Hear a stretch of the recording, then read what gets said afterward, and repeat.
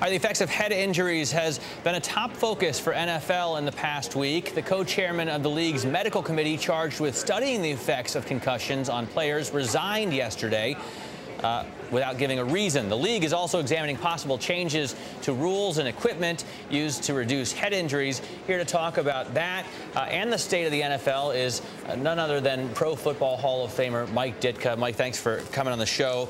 Let me ask you, first of all, about the concussion issue, because for my entire life watching the NFL, it's really been a part of watching these guys go out there every Sunday, but I've never really thought about the fact that a lot of these players, and not only quarterbacks, as you say, are getting 10, 12, 15 concussions throughout a career. Well, and the effects it has on the brain, you know, they said they studied it for years and they really never came to a conclusion. Well, you look at some of the old players who have played this game and look at the problems they're suffering right now with dementia and Alzheimer's. It's pretty evident to see that it had some effect on them. You know, and you could beat around the bush and you could run a survey and another survey of this here and there and say that. But right now, the league has to do something about it. Here's what I'll tell you. In the old days, the helmets were not sufficient. But they didn't have a big face mask on them either. Now, you take a helmet today and you take the weight with the face mask on, it becomes a weapon. People lead with their heads. It's going to happen.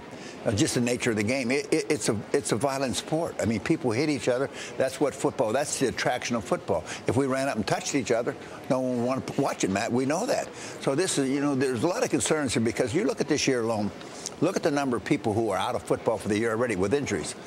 You know, that's tough. You know, who's to say that's not only a season-ending injury, it could be a career-ending injury. Now, where are they going to be in 5, 10, 15 years? I don't know. And you have concerns about the way they're taken care of by the league after they're out. Well, I think the league's trying to do a lot of good things now, and I think they are doing a lot of good things. I think what's happened in the past that they didn't think it was their concern or their problem, and neither did the Players Association. I think you're realizing right now this is a commodity. This league would be nothing without the players, whether present or past. And we all made something out of the league. The league was better because we participated in it. So what I'm saying is take care of the guys. That's all. Help them out. And now with the things they're trying to do to prevent it, I don't know what they can really do. I really don't know what they can do because people are going to still hit people. That's the way the game is. Well, Roger Goodell came out and said, hey, you know what? This is obviously about the sport and about profits, but safety comes first. Obviously, if you're talking about head injuries, it's very serious. What can the NFL do to reduce the number of concussions? Because it's not a new thing that people are going out there. Ben Roethlisberger isn't the first guy who's gotten a concussion, right? Well, Ben hit his head hit a knee. And that's going to happen once in a while. Your head's going to hit the playing field. That's going to happen once in a while. You know, or you wreck your motorcycle occasionally. Yeah, right. The only thing I say is this. If you want to stop people from leading with their head, take the face mask off the helmet. And you see a lot of these pretty guys won't go in there with their head first. They'll go in feet first. All right, let's talk about why you're here to talk about the Ultimate Football Weekend contest. It's a trivia contest with Phillips Norelco. Tell us what it's all about. Well, that's basically what it is. It's a trivia bowl with Phillips Norelco sponsoring it. They're going to take 8 weekly winners, and they're going to take them to New York on the 13th of January 2010, and then they'll have the contest. The trivia bowl will be played then. The winner will be on to Miami for 4 great days in Miami.